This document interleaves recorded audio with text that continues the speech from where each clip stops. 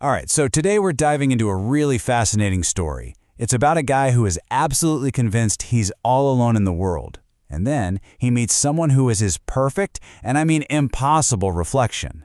But here's the thing. This isn't just some simple doppelganger story. No, it's actually a mystery about identity itself. And with every clue we uncover, we get a little closer to a much deeper, much more personal truth about who we are, and maybe who we can still become. You see this quote? This pretty much sums up our protagonist, Julian Philips. I mean, this is his whole worldview. He's a classic misanthrope, someone who's basically built his entire life around this, really bleak philosophy. He's not just lonely, he's content in his isolation. For him, any kind of human connection, it's just a setup for disappointment. But right when you think, okay, I get it, it's going to be a downer, the author hits us with this. It's a promise, really. It tells us that this isn't just a story about being alone.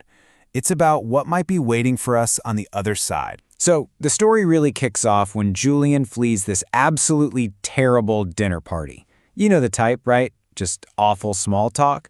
He's completely disgusted, so he escapes down to his wine cellar to hide out. And there, tucked away behind a rack of fancy Bordeaux, he just kind of leans against the stone wall, and his hand, it goes right through. Just like that. He's found a portal. So he steps through into this, well, it's a cellar that's almost his, but not quite. Everything's just a little bit off. And standing right there is a woman who looks exactly like him. I mean, a perfect female version of him. And get this, she's holding his favorite bottle of wine and just casually asks, "Terrible dinner party?" And that's how we meet Juliet Philips. And the similarities between them? It's just wild. They're both divorced, no kids, super successful, and they share this deep, deep cynicism about everything. And here's the kicker. His ex-wife left him for a juice bar owner, and her ex-husband left her for a Pilates instructor. Both exes were obsessed with mindful living, something Julian and Juliet absolutely despise. They are literally perfect mirror images of each other. So, okay, the first and most obvious explanation pops into your head, right? It has to be a parallel universe.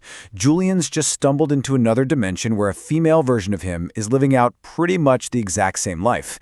It's a classic sci-fi setup, and honestly, for a little while, it seems to explain everything perfectly. But of course, the story doesn't stay that simple for long. As Julian starts spending more and more time with Juliet, that nice, neat parallel universe theory, well, it starts to fall apart. These two worlds, they don't seem nearly as separate as you'd think they should be. Yeah, the line between their worlds gets really, really blurry. All of a sudden, the wine in his own cellar tastes totally flat. He'll find himself reaching for books on his shelf that only exist in her apartment. He even starts mixing up his memories with hers. But the most unsettling part? People from Juliet's world start showing up in his. The two realities are literally bleeding into each other. But the biggest, most jarring crack in the mirror has to be his best friend. See, in Julian's world, his friend is a guy named Derek. In Juliet's world, she's a woman named Diana. Same person, same personality, everything, just a different gender. A simple parallel universe doesn't really cover that, does it? Something way stranger's going on here. Okay, so this forces us to consider a totally different idea. What if it's not two separate universes at all? What if it's just one universe that's, I don't know, actively rewriting its own history? And this is where the story takes a huge turn, away from sci-fi and into something way more psychological. And boom, here's the first major twist. Julian goes looking for Derek in his own world, and instead he finds Diana. And she tells him, "No, I'm not from another reality. I am Derek. I transitioned 5 years ago." The huge problem here is that Julian has absolutely zero memory of this ever happening. For him, Derek was just always Derek. It's like a huge chunk of his personal history was just deleted and rewritten without him knowing. The proof just becomes undeniable at this point. Julian digs out his old journals and finds these super detailed entries about a 6-month-long friendship with Juliet, a friendship he has no memory of starting. And at the same time, Juliet finds a death certificate for a Julian Philips, dated months before he ever supposedly found that portal. So, yeah, the whole parallel universe theory, it's completely toast. So you can see how our understanding has had to shift, right? We started with the simple portal. That led to the parallel universe theory.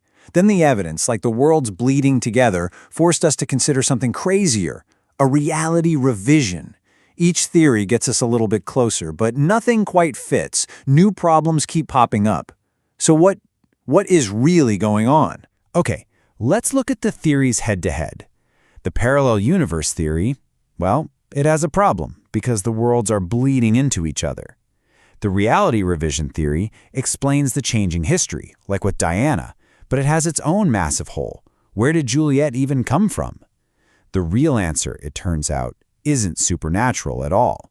It's actually profoundly human. You see, the key to this whole mystery isn't hidden in some other dimension. It's been inside Julian's own mind the entire time.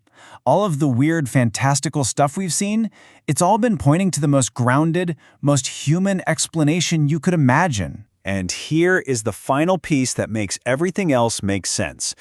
Juliet isn't his interdimensional twin. Her name is Dr. Juliet Chen, and she's a therapist who specializes in helping patients rebuild their lives after traumatic brain injuries. That one little fact, it unlocks the whole story. So this is the real story. Step 1. Julian was in a really bad car accident. He survived, but he suffered a traumatic brain injury that completely changed his personality. Step 2, he starts this intensive, difficult therapy with Dr. Juliet Chen to deal with the trauma. And step 3, this is the amazing part. His injured mind took all that painful work and reframed it. It created this magical story about a portal and a twin named Juliet to make the therapy feel like an adventure. He didn't find a portal, he found a therapist. And that, right there, is the story's core metaphor. The wine cellar was never a portal to another universe. It was a symbol for the therapy room itself. A safe, confidential space that's set apart from the real world where he could finally start the hard work of changing. So what does this all mean for Julian? I mean, what happens when the magical explanation disappears? When he realizes his grand journey of self-discovery was actually just a carefully guided therapy process? Does the change he's made actually stick? There's this really powerful moment where his imagined Juliet tells him, "You did all the work. I was just the mirror you needed to see it clearly." And that's the whole point, isn't it? The transformation was always his. It didn't matter if she was a therapist or a twin from another dimension. Her job was just to be a mirror so he could finally truly see himself and his own ability to grow. So the main takeaway here is incredibly hopeful. Julian comes to accept that his personal growth was real, even if the portal wasn't. He makes a choice to be that better, more connected person he discovered he could be. He even builds a real, genuine friendship with Diana, moving from total isolation to connection. The message is just so clear. It is never, ever too late to become who you were meant to be. And in the end, the story turns the question back on us. It leaves us with this final, really powerful thought. It suggests that our identity isn't some fixed, concrete thing. The stories we tell ourselves about who we are, they have the power to actually change us. It's a challenge, really, to look in the mirror and not just ask, "Who am I?" but to ask, "Who is the person I might still become?"